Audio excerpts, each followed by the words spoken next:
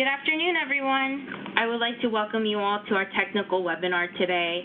Over the past few months, DPW has been conducting a series of stakeholder engagement meetings and webinars, and during those sessions, we have often received this question: how do you recycle that? How do you recycle pizza boxes and coffee cups? So really super thrilled to host this webinar today because we have a lot of great speakers lined up for you to address this. So going to the agenda for today's webinar, we'll do some quick round of welcomes and introductions. We'll quickly go over the district's new recycling rules, specifically on our new recycling list called the Mayor's List of Recyclables and Compostables. If you missed our past webinar series that goes into depth of this new recycling list, all of our previous webinars have been recorded and available on our website, which we can share after this presentation. We then will turn the presentation over to our guest speakers, starting with the Food Service Packaging Institute and two speakers from the paper mills to get their perspective in recycling food service packaging. We'll have some time for questions at the end, so please use either the chat function on the right or use your raise your hand function, and I will unmute you at the end. I will note that this webinar today will be recorded and uploaded on our website by early next week. All right, so we have four speakers today.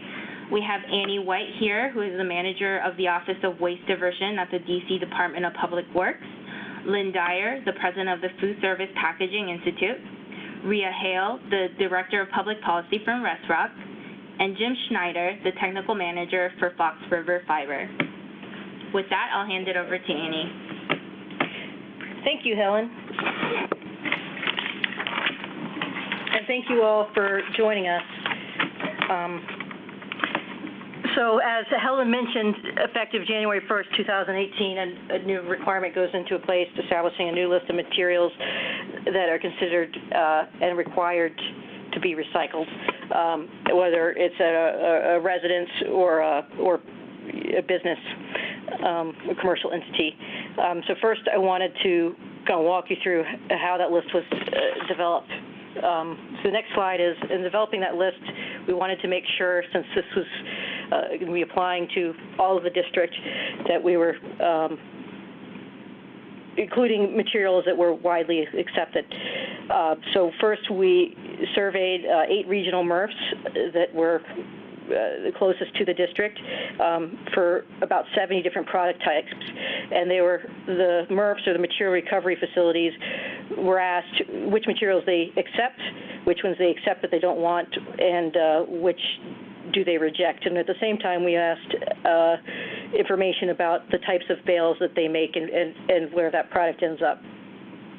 And so in deciding what to add to our list, materials that were added to and thinking of our residential list as the starting point, materials that were added to the list were accepted by the majority of material recovery facilities in the region, and materials that were removed from the list were not accepted or not desired by a majority of these facilities. Next slide. So one of the main areas of change is related to food service packaging. So things like pizza boxes and coffee cups on the paper side, and also extending to all household rigids on the plastics on the plastic side, and that all these materials also should be clean and empty. In establishing, so we're excited to be adding these change and adding these materials to this process, and working on this and helping to kind of grow the acceptance and the recycling of food service packaging. Food Service Packaging Institute, along with their members and their consultants, RRS, has done a significant amount of work to help grow the markets. Some of this materials already be accepted locally and is being recycled as mixed paper, and they will also tell you other efforts that are in place to grow the recycling of material and other avenues, as well as to around outreach and education to encourage this material to be recycled. So with that, I will turn it over to Lynn Dyer of the Food Service Packaging Institute. Thanks, Annie. So if we want to move on to the next slide, please. So just a little bit about the Food Service Packaging Institute, just so you have some background on us. We're the trade association for the food service packaging industry in North America, and we've actually been around for over 80 years, having been established in 1933. And we are a local association. We're actually based here in Falls Church, Virginia, so not far from many of you. And then just a little bit about the members of FPI. We actually include the folks that make the food service packaging, you know, your cups, plates, containers, those sort of things, out of paper, plastic, aluminum, you know, all the different materials. So it's the people that make the products as well as their raw material suppliers, so the people who make the resin or the paperboard, as well as the machinery folks. And just one thing to mention, we do actually offer a free membership for food service operators and distributors. So for you, those of you on the phone who are perhaps at a college or university in the district, if you'd like to receive all of our materials for free, feel free to contact me and I can make sure to get you hooked up with that program. That's broader on what we're talking about here today, but just wanted to plug that real quick. Next slide, please.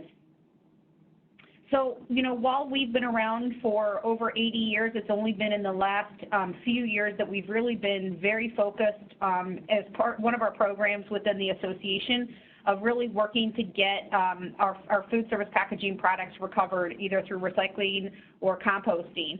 And when we take a look at the items that we're really initially focused on, what we would consider more the lower hanging fruit, although frankly it's still very high, but it's still lower when you look at the whole breadth of food service packaging. You know, a lot of our work focuses specifically on cups, so those would be paper and plastic cups, your takeout containers, so paper, plastic, molded fiber, aluminum containers, boxes, so you think about like your donut boxes or carry-out boxes, and then paper bags. So those are cups, containers, boxes, and bags. It rolls off the tongue when you say it as often as we do, but those are really the core areas that we're really focusing on. Obviously, food service packaging represents a lot more of other different types of products and materials, but for the purposes of today's conversation, that's really what we're going to be focusing on. So next slide, please. So just in general, you know, again, I already mentioned this, our recovery work is really focused on making sure that we're recovering food service packaging through recycling and composting. Energy recovery is another option as well. You know, we are neutral in terms of whether it's recycling, whether it's composting, whether it's energy recovery, because we know that it's really going to depend on the product that you're talking about and the location that you're in. So today we're really going to be focusing on some of the recycling work, but do know that there's quite a bit of work that is ongoing on the composting, and we can certainly talk about that at a later stage. But what I do want to share with you is that, you know, a lot of the work that we've been doing is really a systems-based approach, because we really need to make sure that the entire system is really working on this together. So actually, if you want to go to the next slide, I'll cover it here. You know, what we've been talking about is a MRF to market approach, because we know that a community is not going to add something to their program unless the material recovery facility is willing to process it and to accept it and process it. And frankly, the MRF isn't going to be willing to accept it and process it if they don't have an end market. So that's why a lot of the work that we've been doing is really focusing on the communities, the MRFs, and the end markets as well. And the end markets are going to be critical, as we just talked about, and that's one of the reasons that we have a couple of representatives from some of those paper end markets to talk to you today. So if you want to go to the next one. So what we have heard, you know, and again, we talk about cups, containers, boxes, and bags. I would say the two products that we get the most questions on, and the reason for today's webinar is two specific things: pizza boxes and paper cups. So pizza boxes is like the lightning rod, it seems like. People just have very strong opinions. Can you recycle pizza boxes or can you not recycle pizza boxes? I gave a presentation about a month ago at another large trade association event, and you know, I said you can recycle pizza boxes, and somebody said, hey, my mind was just blown, and they're picturing like the purple cloud that out of somebody's head on some of those commercials. And so it's kind of interesting to talk about it. And I will tell you that pizza boxes are made by some of our members, But when we started talking about it, it was interesting because we heard so many people say you can't recycle pizza boxes. And based on some of the conversations we were having, we just didn't think that that was correct. So one of the things that we did was we actually did an informal survey of the top 10 North American corrugated end markets, so the people that are actually going to buy the bales of OCC, to find out what they had to say. And what they came back to us with was, yes, absolutely, they will buy OCC bales that have pizza boxes in it. And, you know, based on that conversation, we also know that the MRFs will be able to process it. And, you know, I think people think that you can't recycle pizza boxes primarily because of concerns about food contamination. And one of the things that we really talked to both the OCC markets and some of the research that we've done is, you know, they want a clean pizza box, but how clean is clean and what does that really mean? But at the end of the day, the recycled paper mills are really looking for new sources of very valuable fiber, and this is certainly one of those sources of valuable fiber. So let's go to the next slide, please. So just to, and I'm just going to touch upon this briefly, but one of the things that we did actually last year was we did a survey of 1,000 residents across the United States to ask them a series of questions specifically about food service packaging and how you would properly communicate the recyclability of it, because we want to make sure we're using the right pictures, we're using the right terms, because we know that making sure that the constituents, the residents, whoever they happen to be, we need to make sure they are very clear on what they should be doing with their recyclables, because everybody wants clean, dry materials. They don't want something that's going to really muck up their system, whether you're a MRF or whether you're an end market. And so actually one of the questions that we talked about was pizza boxes, and tried to get a better sense of what's the terminology that people like to use or should be using. And when it comes to paper products, a lot of times the messaging that we see is no food soiled paper, but what does that mean? And how much is okay, how much is too much? And so we actually showed the residents a couple of different examples, and here you can see box 1, box 2, and box 3, gave them 3 different examples, and then we actually asked a couple of different people, how does no food soiled, would you recycle it if that was the message, or would you recycle it if the message was clean pizza boxes? And what we found was that the phrase clean pizza boxes actually resonated more, because we want people to recycle those number 2 and number 3, because when we talk to the OCC markets, that number 1 box, that box number 1 with visible cheese and residue and oil, that's really too much for them. But if it's got a few grease stains on it or a little bit of oil, that's perfectly acceptable by the end market and should be recycled. Obviously, in some communities, you can compost those items too, but again, it's just going to depend on the community that you're dealing with. Okay, so if we go to the next one, please. So paper cups, this is, if pizza boxes is number 1, the biggest myth and question mark that people have, I would say paper cups is probably the second, might be certainly a close second. But before we get into the recycling of paper cups, I feel like this is a good opportunity to kind of talk about some really key issues that people may or may not fully understand. So when you talk about paper cups, a lot of people will tell you you can't recycle paper cups because there's a plastic coating. Well, you know what? There is a plastic coating.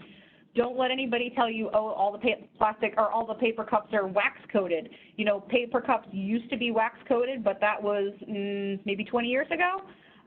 Since then, the industry has really moved over to either a plastic coating that's made out of PE, a polyethylene, or it might be a PLA-coated item, which is typically used when you're going to compost that item. And just so you know, that coating is really there so that you make sure that that liquid or coffee doesn't leak out of the paper. I mean, it makes sense. It's there to enhance the performance of that cup. But when you're talking about the coatings, what you find is that coating is either going to be found just on the inside of the cup, and that's where you find it for hot beverages, or it might also be on the inside and the outside of the cup, and that's really for cold beverages. So if you think about like how a cup might sweat, if you've got some ice and cold beverages for your soda in it, you might have some sweating. And in that case, it gets to be very important. I know we're getting a little weedy, but it gets to be very important because when you start thinking about how do you recycle that paper cup, that's going to put different demands on the mills who are going to actually use it. So having said that most paper cups these days, or all cups, have some sort of coating, typically a PE or a PLA, what's really interesting and exciting is that currently there is a ton of research and development going on into new coatings for paper cups. I will tell you, based on what I know to be true, we have yet to see a company actually develop a coating specifically for paper cups that actually works and is commercially viable. We know that new coating may be more technically recyclable, but right now what we have to do is solve for the paper cups that are currently in the marketplace, and so those are going to be those PE or PLA coated cups. So if you want to move to the next slide, please. So I think it's really critical to find out, okay, well, and we don't talk about it here, but, you know, the MRF certainly can process it. We know that based on some studies that we have done. But the real critical part is the end markets, because what we've, you know, heard anecdotally from other people, and it's a myth, but, you know, the end markets don't want any kind of poly-coated paper cup or any type of other items. But in fact, what we find is that there are some mills that are already processing cups in a current mixed paper or carton bale. So they're already seeing this. So there are domestic markets right now, as it is. It's very small numbers, but it's already happening today. What's interesting is that there are certainly export markets, but we know that based on current conditions, and for example, China's announcement last week that they want to potentially limit the amount of mixed paper that they're buying, you know, the upside to that may be that we start to see more growth for those domestic end markets. And in fact, that's what we're seeing right now. It's really exciting because I would tell you that a few years ago, in talking to some of the paper mills, the common message was, yeah, I'm not really sure, I don't want to take that poly-coated material. Well, flash forward to today, and we have, you know, at least a half dozen different mill companies that are already either accepting poly-coated material, or they're running trials to better understand whether they can accept it in their existing facilities. And while we originally had talked about and hypothesized that a mixed paper bale or a carton bale would be the appropriate home for those paper cups, what we're finding is that as companies are trialing this, they're testing it in other bales, like sorted office paper or with old corrugated cardboard. A lot of it just depends on the mills specifically. But I do want to make sure that you understand that not every single mill in the U.S., Canada, everywhere are going to be able to accept paper cups because it really is going to depend on a number of different variables. So if we think about it, we have to figure out which mills are actually buying the types of bales that you would find paper cups in. So some mills aren't going to necessarily buy some of these bales. They might be looking at other bales. What kind of product is that mill going to be making at the end? So something like a tissue mill could be a very good opportunity. Something like a tube and core, so if you think about a roll of toilet paper, there's that tube in the middle. That might be, if a company's making something like that, that might be a really good option for them. Something else to consider is what kind of equipment do they have in their facility? You know, do they have the type of equipment that's going to be able to handle that poly that's going to end up getting separated? And we'll hear more about this from Jim and Rhea, but you need to have the right type of equipment. And then I would also just mention, again, not to get too weedy, but the mills potentially have to have de-inking capabilities. So I mentioned earlier that you've got coatings that are on one side or two-sided. If the coating's only on one-sided, so if you think about like your typical hot cup or your coffee cup, the ink and any kind of graphics would be printed directly on the paper, meaning the ink is in the fibers, versus if it's double-sided poly, that means the ink is actually on the poly side. So the ink will come off with the poly instead of coming off with the fiber. So again, you have to make sure you got all those check marks aligned, and once you're able to do that, then that's a really good candidate to be able to look at recycling paper cups. So with that, let's go to the next slide, because I did want to mention that we did talk about cups in general, not necessarily just paper cups, but when we did this resident messaging survey last year, and one of the things that we found was that if we were asking residents to make sure that they emptied or had a clean cup, what was the best messaging to use? And if we provide instructions such as cups should be empty and clean, that was the clearest, more so than if you just use the term clean or just use the term empty. So as you're starting to think about some of the instructions that you're going to be providing to people, these are the types of things that we're able to share with you. So if you go to the next slide. So one of the things we launched just last month or earlier this month is our resident education toolkit, and this is on our website, recyclefsp.org, and we have a link later on. But this resident messaging survey that I talked about, the whole complete results are available there. And then under that best practices area, you'll actually find the terms and suggested instructions that you would want to use as you're developing your own communications and outreach. We also, in fact, have images. So if you're looking to add pictures, which we think is important as well, because we know some people identify with the graphics versus the language.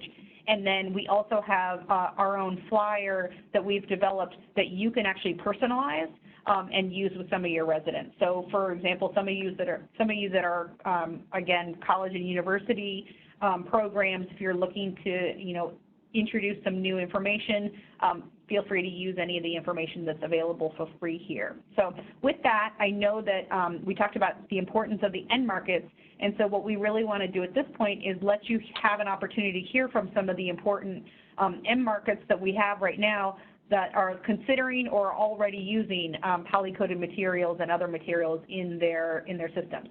So with that, I'll turn it over to Rhea Hale from WestRock. Thanks, Lynn. I'm actually having technical difficulties in that my computer went to sleep and won't let me back in, so I'm going to have to rely on you guys to tell me what slide you're on. But hopefully we can help get you, Rhea. Go ahead. Okay, yeah, I've never had this happen where my password is not working to get back into my computer after it goes to sleep. I don't know if it's because I'm not in control of the screen or something. Anyway, we'll make it work. In any case, I'll introduce, if you go to the first slide with who is WestRock, if you're there. Yep. And WestRock is a company that was formed by the merger of Midwest-Vaco and Rock-Tenn, which may be more familiar to you in terms of paper packaging companies. We merged about 2 years ago and now combined, you can see our portfolio of products on the left side. We've got a huge corrugated box business. We make a lot of boxes, and also pizza boxes are part of that corrugated side of the business. And then on the consumer packaging side, we do have a big food service business as well. We make a lot of cup stock that would then be converted into paper cups and all sorts of material for clamshells and other food service items paper-based ones that you would typically find out there in the market. So we're worldwide, but obviously we'll be focusing on the North America portions of our business for this webinar. But if you move to the next slide, we also have a very large recycling business, and in part, a lot of companies do that have recycled paper mills because they use that recycling business to supply the fiber into the mills, because we rely heavily on recycled fiber as part of our business. So as far as our recycling locations go, these are what you would call a MRF, and we've got them, you can see the locations, and I would just say the 4 that I've highlighted in bold, Atlanta, Chattanooga, Knoxville, and Portland, Oregon, are the MRFs that we are currently taking in curbside from. So that may or may not be a distinction for some folks, and the other ones handle more commercial tons, so more from retail establishments. On the next slide is our consumer packaging mills, and these are mainly the places we make a lot of food service packaging, and I've highlighted those that actually bring in and consume mixed paper, which, as Lynn said, is one of the kind of more obvious ways that you would bring in food service packaging into a mill system. And I'm going to talk about a trial we did at one of our mills in a minute. And at the bottom of that slide, sheeting and extrusion facilities, those are the facilities where we actually put the polyethylene coating or the PLA onto the cup stock. So that's that type of a facility that adds the coating to a giant roll of paper before it goes and gets converted. Our corrugated packaging mills are on the next slide, and again, these are ones that make box material, and again, the ones in bold are ones that are currently accepting mixed paper. And as Lynn said, that's not the only way to get food service packaging back into a recycle mill, but it's probably one of the most expedient, as we're looking at this right now, coming in from a curbside collection. So on the next slide, I just want to talk a little bit about what we've been doing to promote the recycling of food service packaging. We are a founding member of Food Service Packaging Institute's Paper Recovery Alliance, which Lynn mentioned. It was an effort started maybe 5 years ago to really focus on recovering more food service packaging. So we've been working with Lynn and her team on this for quite some time. And as part of that, Lynn's group is active in putting together community partnerships where they are working to add this material to the curbside collection in different cities. And we're participating in our Chattanooga, Tennessee MRF. We'll be looking to add food service packaging to the collection in Chattanooga, Tennessee, starting, I think, in September is when we're set to launch. Another thing we've been doing is we've participated in the city of St. Paul, Minnesota. They are working on a packaging ordinance similar to the one that D.C. has passed. And we worked on the stakeholder group, as they developed the ordinance, but also as part of that, we went ahead and did a trial at we have a paper mill in St. Paul, 100% recycle mill. And we went ahead and did a trial at that mill to see if we could take in the food service packaging and recycle it, as part of that ordinance program. So a couple of the next slides are just looking at the trial to give you a feel for it. And this may or may not be interesting, but when we designed the trial, we wanted to take worst case, like what is the most amount of food service packaging you could imagine getting in order to really test the system, of our pulping process. And the key really is that you want to make sure you remove the poly. So our trial focused on polyethylene coated board.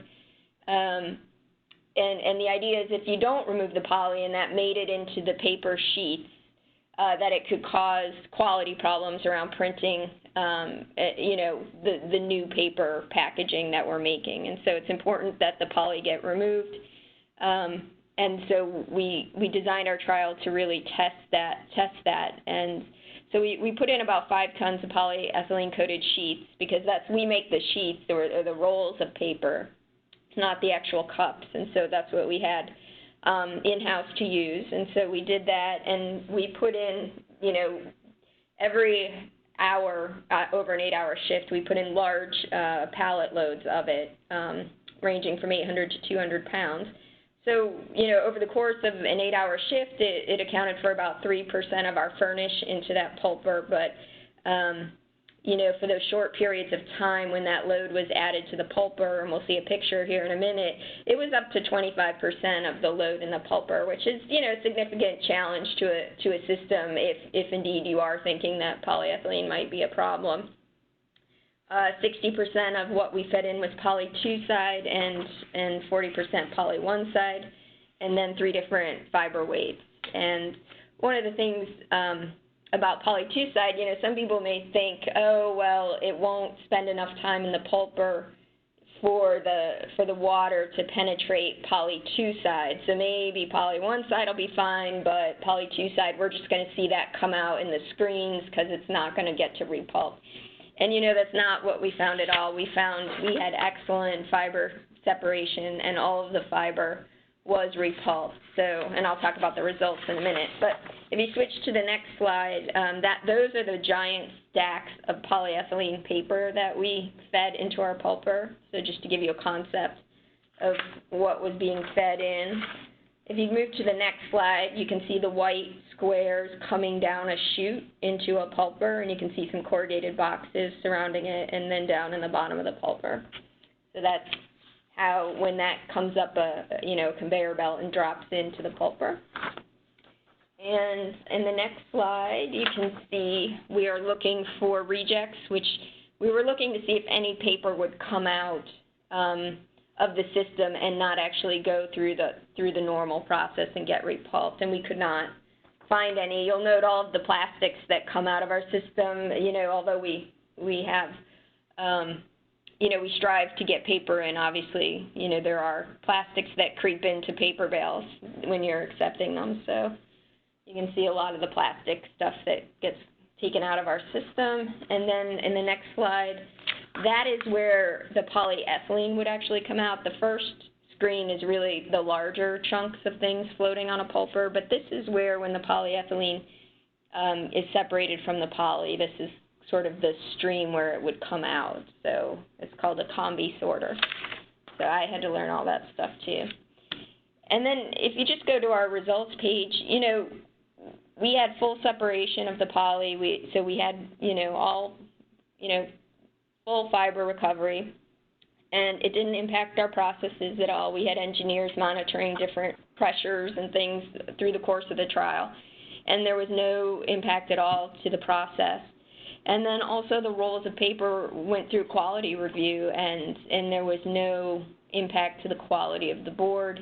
It was all shipped to our customers' prime product, and we tracked it to make sure there were no printing issues. And so, again, you know, as a result of this trial, we feel very confident that, you know, we can process food service packaging, including poly-coated, poly one-side and two-sided packaging. So in terms of St. Paul, we currently take all of the curbside for Minneapolis and St. Paul. Our mill does. So it was a good fit for us to do this trial and see if we could offer a recycling solution in that city. So that's all I have. Thanks, Rhea. Now I'm going to turn it over to Jim Schneider from Fox River Fiber. All right. Well, good afternoon, everybody. A pleasure to talk to everybody. Just a little background. I've got about 30 years of experience in the on the paper side. Anything from starting off in research and development to really the last 10 years I spent actually doing product development work for different types of packaging, flexible packaging, food packaging type grades. And now I've come over to Fox River Fiber for the past year now. So pleasure to talk to you. And you can go on to the next slide. I would say that Fox River Fiber was started back in 1992 as a greenfield facility. So we just had our 25th anniversary. We convert a number of different, SOPs, the Sortis office paper, and a lot of other waste streams that can possibly come to us. We will take in and recycle those. We are an FSC and NAID certified facility. The NAID portion of that means that's the National Association for Information Destruction. So that just means that we're able to take in medical documents, government documents, things of that nature without them being shredded first. We can take them in as is and add them right to our pulper. We currently process about 30 truckloads of waste paper daily, and with a yield of about 70%, we produce about 450 tons a day of post-consumer pulp for the industry. I will say, having one of the fascinating things in the last 30 years, I would have said in the paper industry, even 10, 15 years ago, I would have never envisioned that we would be as far along and be able to recycle the things that we currently are.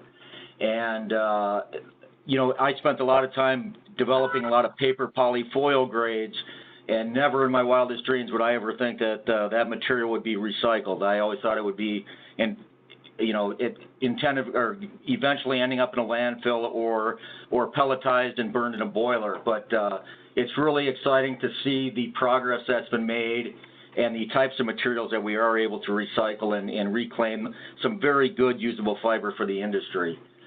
And if you go to the next slide, you'll see that yes, cups and cartons can be recycled.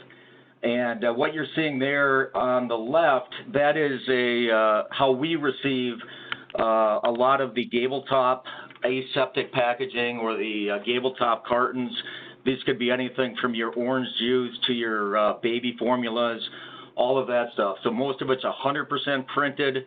It's got paper polyfoil structure, and this is how we receive the material. And I will have to say, with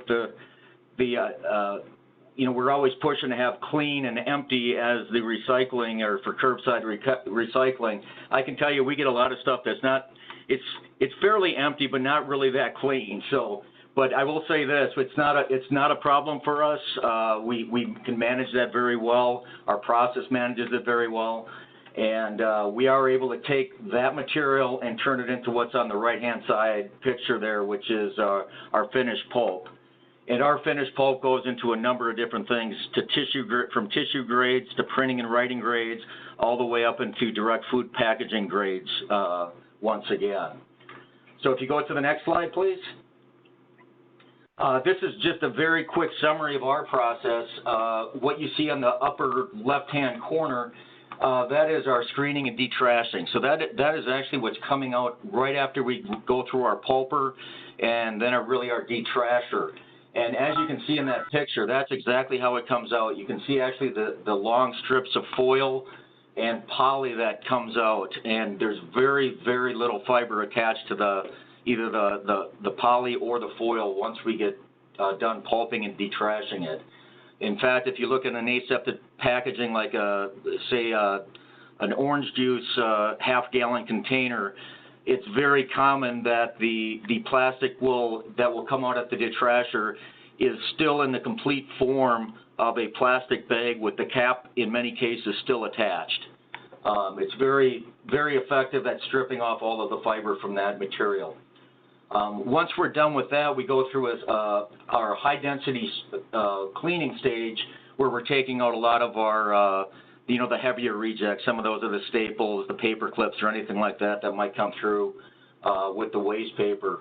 We then run through a number of fine screens in our process. We actually have down to a 5th stage screening operation, and we actually screen down to 4,500 slots, which, you think about the width of a fiber is only about 35 to 40 microns wide, and our slot sizes on some of these screens are down to 45 microns. So we really are at this stage doing a very good job removing a lot of the contaminants, whether there might be some remnants of plastic, some stickies, dirt, inks, and things of that nature. We then go through extensive washing and disperging, and in the disperging, that is again where we're removing a lot of the stickies and dirt that come in with a lot of the waste paper, because most of the material that comes in here is nearly 100% print coverage. So we spend a lot of effort removing that ink and removing it from the pulp stream. After disperging, that's when we hit our flotation stage, and that's really where we're able to float out a lot of the inks and the stickies that come in, and that's really, you're injecting air along with the stock flow, and then a lot of the particulates or the ink particles actually attach to the air bubbles and float off to the top and get rejected out of our process. We then hit it with a bleaching stage where we're elemental chlorine free, and then on to making our finished pulp. If you go on to the next slide, kind of some of the grades of paper or pulp that we produce. Again, we go into the whole series of printing and writing grades, tissue, toweling, and packaging grades. Probably the biggest push for us right now is more FDA compliant grades, because we have a pulp that is fully certified for direct food contact with no, at 100% inclusion with no restrictions at all. So it's kind of nice to be able to close the loop from taking in gable-top cartons and then selling that pulp back out as something that goes again into food packaging. We continuously are pushing our process and challenging our process to try to take out anything new that's coming towards us. And I guess for those that don't know where we're located, we're up actually in De Pere, Wisconsin, which is just outside of Green Bay. But we actually ship pulp all the way to the Carolinas on the one side, and then to Arizona on the west side, or west coast side, and up into, up into the state of Washington as well. But that's really what our process does, and I will just again say that, yeah, we welcome gable top cartons. We talk a lot with our municipalities and our waste collection streams in our areas, and they keep asking us, are you sure you're going to be okay taking this stuff? And we have to, let them know that, yeah, we want it. There's very good usable fiber in a lot of these products that are currently going to landfill, and our process can handle them very efficiently and very well. The other thing I want to say is once we do remove our poly and foils, we are continuously looking for other alternatives for that product. For the poly, we are in talks with a lot of like deck manufacturing companies that might be that can use it into their products. Some of that composite deck materials that are used currently, and we are constantly looking for other alternatives for our waste streams. But exciting time because again, I would go back and say I would have never thought some of the things we're recycling today were possible just a short time ago. So. All your help is definitely appreciated on the recovery side, and just please know that there are folks like us in West Rock that are willing to take your products in, or the waste product in. And that's it. Thanks, Jim. Yeah, You thanks, bet. Jim. It's Lynn. I'll just jump in just real briefly to at least finish out the SPI portion. Again, you heard from West Rock and from Fox River. Those are two of the several other firms that are actually processing this material right now. But I hope this does answer some of your more technical questions in terms of can you actually recycle paper food service packaging? We actually have developed a website, recyclessp.org, where we have lots of other information on the recycling side, but also on the composting side. So I would encourage you to visit that website. And if you have any questions specific to food service packaging, I would encourage you to reach out to me. I'm happy to talk to you about it anytime you'd like. And with that, I'll turn it over to Annie and Helen to wrap things up. Awesome. So now we're going to take some time for questions or any comments. I have a question here from Adam.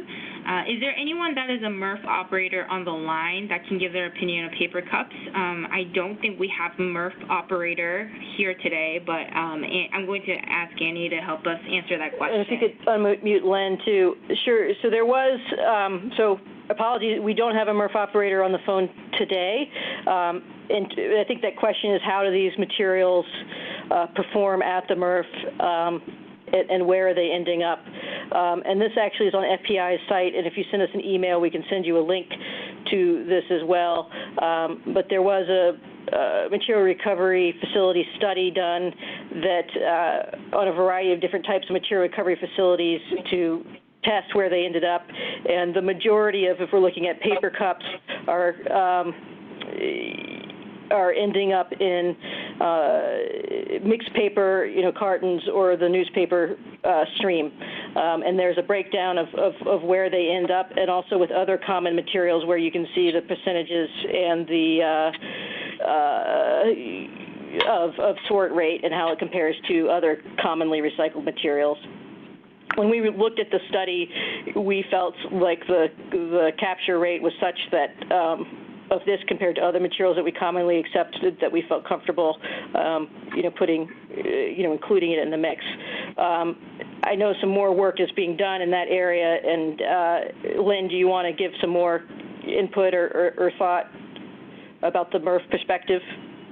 No, I mean, I think it's interesting because, when we talk to the MRFs, in some cases, they say, absolutely, we're absolutely happy to take them. They're processing quite clearly. They're going to the appropriate bales, whether it's a carton bale or a mixed paper bale. It just depends on what the MRF is processing in that facility. So I'm sorry we don't have a MRF on for you right now, but at least based on the interviews and surveys that DC did with the existing MRFs in the DC area, which include, Maryland and Virginia as well, there's a level of comfort that, yes, they're happy to accept it and happy to process it, and then you tag that along with the end market perspective of them saying, yes, we want it, we want to process it, we're willing to buy it. That gives us a level of comfort to say, yes, that's why we want to make sure we're adding it to these programs. Perfect. Adam says thank you. If we're separating commingled from an office paper stream, which would be the best place to place paper cups and pizza boxes in? Lynn, do you have a thought on that? Well, you have a single stream system here, right, in DC, correct? So everything would go into the one bin. In Montgomery County, I know that they have a dual stream facility. I don't know where the materials go there. So I guess I would say this, it is a great question, and it's somewhat, if you have an office, it should work well with sorted office paper. That being said, when we were surveying the material recovery facilities, this was all geared towards single stream. So I feel confident. So I would suggest talking to your office paper provider, and you were happy to share some of our information with them. But single stream, I think, is going to be a pretty big move to accept these materials. I think they should work in the office paper stream, but I would recommend talking to that, your provider and contractor to make sure that they were on board. Great. He says makes sense. Thank you. All right. Are there any other questions? Again, you can use the chat function or using your raise your hand function. I will unmute you.